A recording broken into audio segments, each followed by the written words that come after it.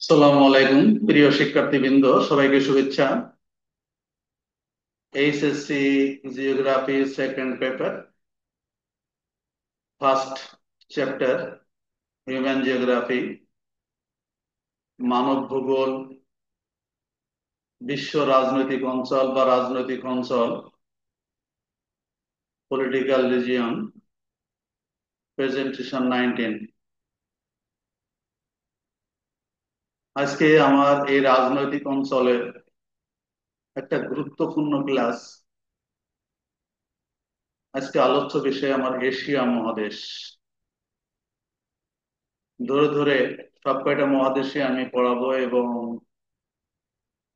আঞ্চলিক যে ভূগোলটা আছে সেটা আমি দেখব।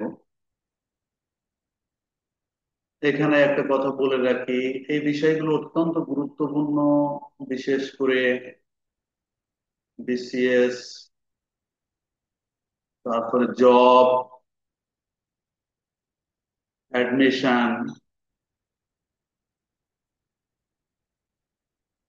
এই সমস্ত পরীক্ষাগুলোতে এই মহাদেশ সম্পর্কিত, বিভিন্ন দেশ সম্পর্কিত বিভিন্ন রকম প্রশ্ন আসে। আমি বিস্তারিত ভাবে বইয়ে যাই থাক না কেন আলোচনা করার চেষ্টা করব এবং আমি আহ্বান জানাবো ক্লাসটা দেখার জন্য। নিচে এটা আমার ইউটিউব চ্যানেলটা সাবস্ক্রাইব করার আহ্বান জানিয়ে ক্লাসটা শুরু করি। প্রথমে আমরা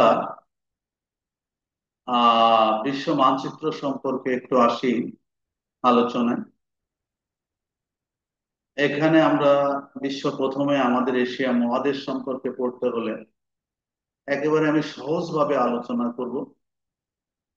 আমরা মহাদেশ কয়টা আছে, এটা কি উত্তর আমেরিকা, নর্থ আমেরিকা, দক্ষিণ America, north America, south America, এটা ইউরোপ, আফ্রিকা,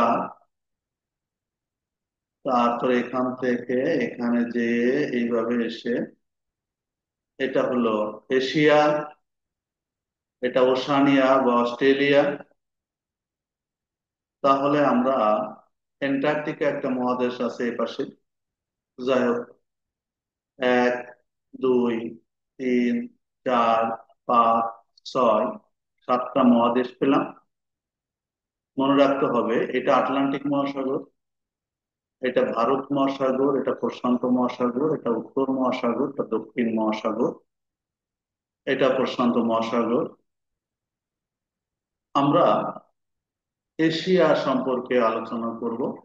তাহলে আমরা এখানে এশিয়া সম্পর্কে আলোচনা করতে হলে এশিয়ার ম্যাপটা দেখতে হবে। এখানে দেখো একটা দাগ দেওয়া আছে, এটা হচ্ছে ইউরাল পর্বত। ইউরাল যে পর্বত, এটা কিন্তু ইউরোপের ভিতরে বা এশিয়ার ঠিক এখান থেকে শুরু করে এই যে ককেশাস, ক্যাস্পিয়ান সাগর ঠাগর হয়ে এদিকে গেল, এই যে ভূমধ্য সাগর, তারপরে এই যে লোহিত সাগর, এটা পার হয়ে আমরা, এটা ভারত, এটা দক্ষিণ পূর্ব এশিয়া, এটা হয়ে এই যে অংশটা আমরা দেখছি, এই অংশটা কিন্তু এশিয়ার ভিতরে। এটা কিন্তু এশিয়ার ভিতরে। এখন এই এশিয়ার সম্পর্কে আমাদের একটু সংক্ষিপ্ত আলোচনা। এশিয়ার ভিতরে বিশেষ করে এই যে বৃহত্তর রাশিয়া, এই রাশিয়া কিন্তু একটা অংশ ইউরোপের ভিতরে, একটা অংশ এশিয়ার ভিতরে। এই দুটাকে মিলে একে ইউরেশিয়া বলা হয়। তাহলে আমরা এখানে কি বুঝলাম, এই যে রাশিয়াটা আছে, এই রাশিয়াটা হচ্ছে একটা অংশ ইউরোপের ভিতর, এশিয়ার ভিতরে, আর একটা অংশ ইউরোপের ভিতরে। এই এশিয়ার ভিতরে কিন্তু আছে ৭৭% রাশিয়ার, ৭৭% এশিয়ার ভিতরে, এবং 23% আছে মোট আয়তনের 23% আছে ইউরোপের ভিতরে। তাহলে বেশিরভাগই কিন্তু আছে এই এশিয়ার ভিতরে। তবে বেশিরভাগ স্থলভাগ, বেশিরভাগ অংশ এশিয়ার ভিতরে থাকলেও এখানকার যে জনবসতি, এখানকার যে লোক সংখ্যা, সবাইকে অধিকাংশই ইউরোপ মহাদেশে বসবাস করে, এবং তাদের যে সংস্কৃতি সবই ইউরোপিয়ান কালচারের অন্তর্ভুক্ত বলা যায়। তো যাই হোক, এই এশিয়া সম্পর্কে আমি একটু আলোচনা করব। পরবর্তীতে আমি এশিয়ার ধরে ধরে ক্লিয়ার করে আলোচনা করব। প্রথমে আমরা আসি তোমাদের যে বইয়ের ভাষা, সেইটা ভাবে যদি, যেহেতু একাদশ দ্বাদশ শ্রেণী এবং এইচএসসি ক্লাসের জন্য এটা গুরুত্বপূর্ণ, সেই জন্য একটু এখানে সেইভাবে একটু আলোচনায় আছি, তারপরে আমি অন্যভাবে আলোচনায় আসবো। এশিয়া মহাদেশ, কন্টিনেন্ট অফ এশিয়া, আমরা জানি এই যে এশিয়া মহাদেশ, এই এশিয়া মহাদেশটা হচ্ছে পৃথিবীর বৃহত্তম মহাদেশ। মানচিত্রে দেখলেই তো বোঝা যায় যে পৃথিবীর বৃহত্তম মহাদেশ। আর একটা ভৌগোলিক অঞ্চল বা এই একটা রাজনৈতিক অঞ্চল সম্পর্কে আলোচনা করতে হলে তার ভৌগোলিক অবস্থানটা জানা দরকার। অক্ষাংশিক অবস্থান, দ্রাঘিমাংশিক অবস্থান সম্পর্কে প্রথমে জানতে হবে। তাহলে আমরা প্রথমে বুঝলাম এশিয়া কিন্তু পৃথিবীর সবচেয়ে বৃহত্তম মহাদেশ। এটি 10 ডিগ্রি দক্ষিণ থেকে 80 ডিগ্রি উত্তর অক্ষরেখা। 10 ডিগ্রি দক্ষিণ, এখানে একটা জিনিস মনে রাখতে হবে, এটা কিন্তু নিরক্ষরেখা। নিরক্ষরেখা, এটা হচ্ছে 0 ডিগ্রি। 0 ডিগ্রি থেকে এখান থেকে আমরা 90 ডিগ্রি পর্যন্ত চলে যাব, আবার এখানে উপরে 90 ডিগ্রি পর্যন্ত যে অক্ষাংশগুলো আছে। তাহলে ইউরোপ মহাদেশ কিন্তু এখানে কি আসছে, না, আমরা ইউরোপ বলছি, এশিয়া মহাদেশ এই আমরা নিরক্ষরেখার দক্ষিণে 10 ডিগ্রি দক্ষিণ থেকে বলা হয়েছে। 10 ডিগ্রি আমাদের বাংলাদেশ 23.5 ডিগ্রি উত্তর। তো যাই হোক, 10 ডিগ্রি দক্ষিণ থেকে 10 ডিগ্রি দক্ষিণ থেকে 80 ডিগ্রি উত্তর রেখা পর্যন্ত, একদম লাস্ট পর্যন্ত 80 পর্যন্ত চলে যাচ্ছে। আর লাস্টে তো কিছু আর্কটিক সাগর সাগর মহাসাগর আছে। 80 ডিগ্রি অক্ষরেখা পর্যন্ত এটার অবস্থান। এখান থেকে এই পর্যন্ত, অর্থাৎ 10 ডিগ্রি দক্ষিণ অক্ষাংশ থেকে 80 ডিগ্রি আহ উত্তর অক্ষাংশ পর্যন্ত, অর্থাৎ দক্ষিণ অক্ষাংশেরও কিছু দেশ এখানে আছে এবং উত্তর অক্ষাংশের দেশগুলোতেও অনেকেই আছে। এবং দ্রাঘিমাংশিক অবস্থান যদি আমরা দেখতে চাই, সেটা হচ্ছে আমরা মানচিত্রে যখন দেখব, একটা জিনিস মনে রাখি, আমরা মানচিত্র সবসময় আসলে উত্তরের দিকে দেওয়ালে যদি টাঙানো থাকে, সবসময় উত্তরের দিকে দেখে থাকে, তাহলে মানচিত্রের এই উপরের অংশটা উত্তর, নিচের অংশটা দক্ষিণ, ডান পাশটা পূর্ব, বাম পাশটা পশ্চিম হয়। এবং এইভাবে ম্যাপ স্টাডি করা খুবই সহজ হয়। সেই হিসাবে আমরা যদি এটাকে কি দেখি, এটা উত্তর, এটা দক্ষিণ, এটা পূর্ব, এটা পশ্চিম, তাহলে এখানে যে লন্ডন আছে, এখানে যে লন্ডন আমরা জানি 0 ডিগ্রি মূল মধ্যরেখা চলে গেছে এইভাবে। এখানটা 0 ডিগ্রি থেকে আমার কি হবে, এদিক থেকে বাড়তে থাকবে। অর্থাৎ এখান থেকে 0 ডিগ্রি থেকে এখানে এই পর্যন্ত, এখানে আছে আমরা 25 ডিগ্রি। তাহলে 25 ডিগ্রি কি হবে, 25 ডিগ্রি পূর্ব হবে। এই পাশটা তো পূর্ব। আর এখানে যে 0 ডিগ্রি মূল মধ্যরেখা ছিল, অক্ষরেখা ছিল, এই যে যেটা হচ্ছে লন্ডনের পাশ দিয়ে যে গ্রিনিচ মিন টাইম যেটাকে ধরা হয়, গ্রিনিচ যে মান মন্দির আছে তারপর দিয়ে চলে গেছে, এর বাম পাশটা, ডান পাশটা অর্থাৎ পূর্ব অংশ, সেখানে 25 ডিগ্রি পূর্ব দ্রাঘিমা থেকে 170 ডিগ্রি পশ্চিম, 170 ডিগ্রি পশ্চিম দ্রাঘিমা রেখা পর্যন্ত বিস্তৃত। 170 ডিগ্রি পশ্চিম দ্রাঘিমা, 180 ডিগ্রি পূর্ব দ্রাঘিমা রেখা অতিক্রম করে 100 ডিগ্রি অতিক্রম করেছে, অর্থাৎ এটা আরো চলে গেছে ওই পাশে।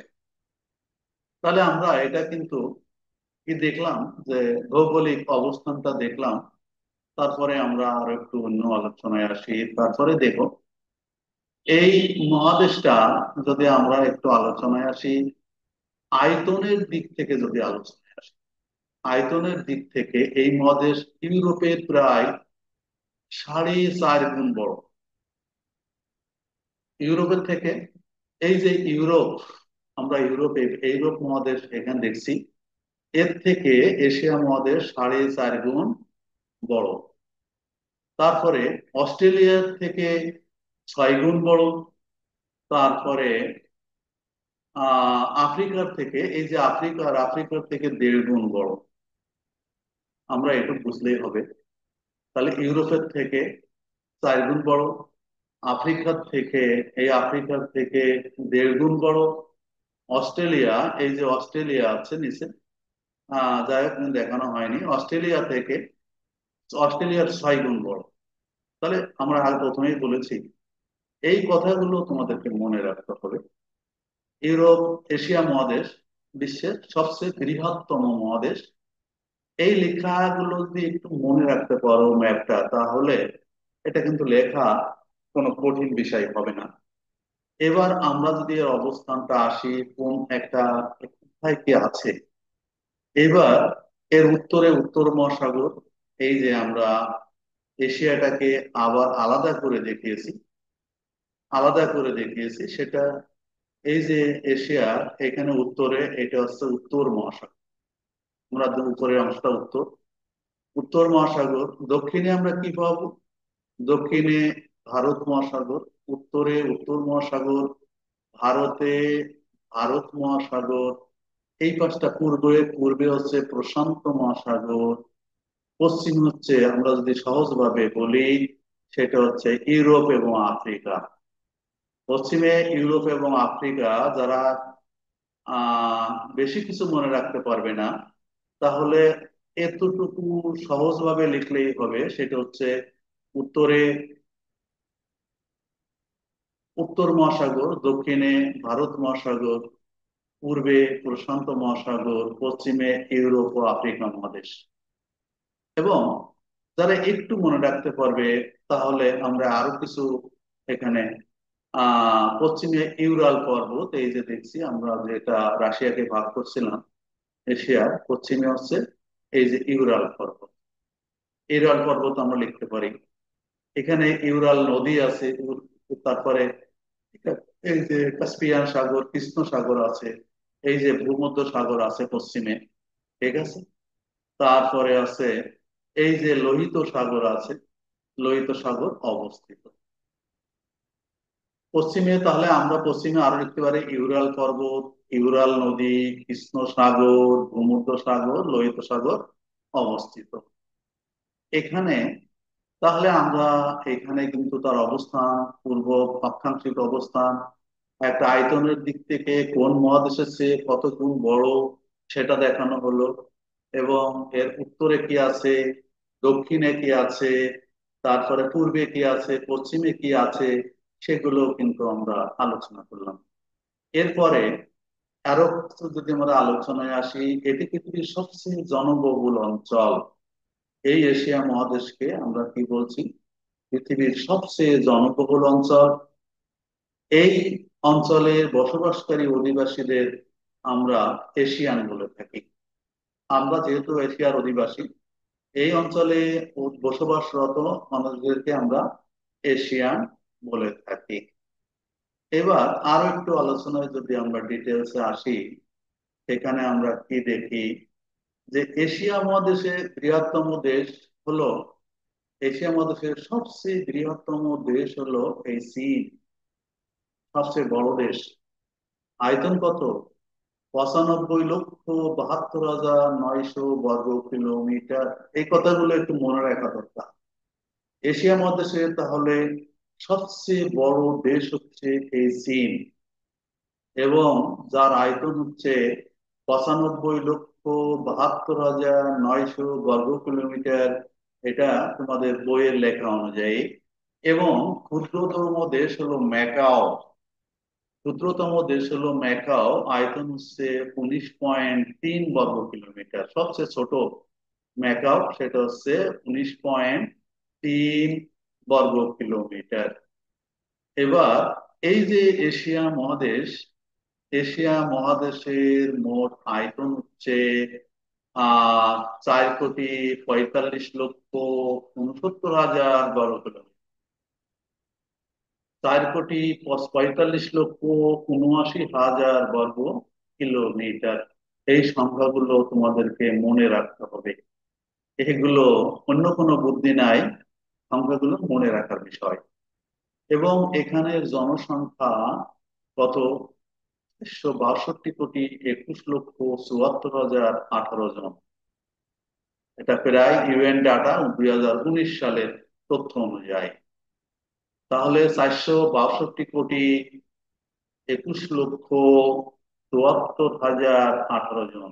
আবারও বলি, জনসংখ্যা হচ্ছে 4,62,21,74,018 জন, ইউএন ডাটা 2019 সালের তথ্য অনুযায়ী। তাহলে আমরা এখানে কিন্তু এশিয়া মহাদেশ সম্পর্কে একটা সংক্ষিপ্ত ধারণা পেলাম। এবার আমরা এই যে এশিয়া মহাদেশ, এশিয়া মহাদেশকে আমরা আলোচনার সুবিধার্থে কি করি, আমরা এই যে এশিয়া মহাদেশ পেলাম, এইখান থেকে শুরু করে এই যে অংশটা আমরা পেলাম, এই এশিয়া মহাদেশটাকে আমরা আলোচনার সুবিধার্থে বা বোঝার সুবিধার্থে আমরা পাঁচটা অংশে বিভক্ত করি। একটা হচ্ছে এই যে আমরা যেখানে বসবাস করি, এই যে আছে দক্ষিণ এশিয়া। তারপরে এই নিচের অংশটা অনেকগুলো দ্বীপ রাষ্ট্র, দক্ষিণ পূর্ব এশিয়া। তাহলে দক্ষিণ এশিয়া, দক্ষিণ পূর্ব এশিয়া, এটাকে বলা হয় কি বলে? পূর্ব এশিয়া বা দূরপ্রাচ্য। এটাকে পূর্ব এশিয়া বা দূরপ্রাচ্য, পূর্ব এশিয়া বা দূরপ্রাচ্য ভালোভাবে মনে রাখতে হবে। আবার আরেকটা অংশ আছে কি মধ্যপ্রাচ্য বা পশ্চিম এশিয়া, পশ্চিম এশিয়া বা মধ্যপ্রাচ্য। আরেকটা এশিয়া আছে কি এশিয়ার মধ্যখানে, যেটা মধ্য এশিয়া, মধ্য এশিয়া। আর রাশিয়ার কথা তো আমরা বলেছি, যে ইউরিয়াল এবং ককেশাস পর্বত, এখানে বেশিরভাগ অংশ এশিয়ার ভিতরে, একটা অংশ আপনার আহ ইউরোপের ভিতরে, একত্রে ইউরেশিয়া বলা হয়। এবং এখানে কৃষ্টি কালচার ইউরোপিয়ানদের মতো। তাহলে আমরা এখানে কিন্তু এই যে আমরা দক্ষিণ এশিয়া, দক্ষিণ পূর্ব এশিয়া, দূরপ্রাচ্য, মধ্য এশিয়া, মধ্যপ্রাচ্য, এই অঞ্চল সম্পর্কে, রাজনৈতিক যে অঞ্চলগুলো আছে, এই অঞ্চল সম্পর্কে আমি এর পরবর্তী যে ক্লাসগুলো আছে সেখানে বিস্তারিত ভাবে আলোচনা করার চেষ্টা করব। আমি আহ্বান জানাবো যে এই ক্লাসগুলো দেখে, বিশেষ করে যারা বিসিএস, তারপরে বিভিন্ন জব, চাকরির পরীক্ষা, অথবা যারা বিভিন্ন অ্যাডমিশন বা বিশ্ববিদ্যালয়ে অ্যাডমিশন বা বিভিন্ন জায়গায় অ্যাডমিশনের পরীক্ষা দিবে, তাদের জন্য অত্যন্ত গুরুত্বপূর্ণ। আমি চেষ্টা করব অত্যন্ত অল্প সময়ে যাতে এই জিনিসগুলো তোমরা মনে রাখতে পারো। যাই হোক, সকলকে অসংখ্য ধন্যবাদ জানিয়ে আজকের মতো ক্লাসটা এখানেই সমাপ্তি ঘোষণা করছি। আল্লাহ হাফেজ।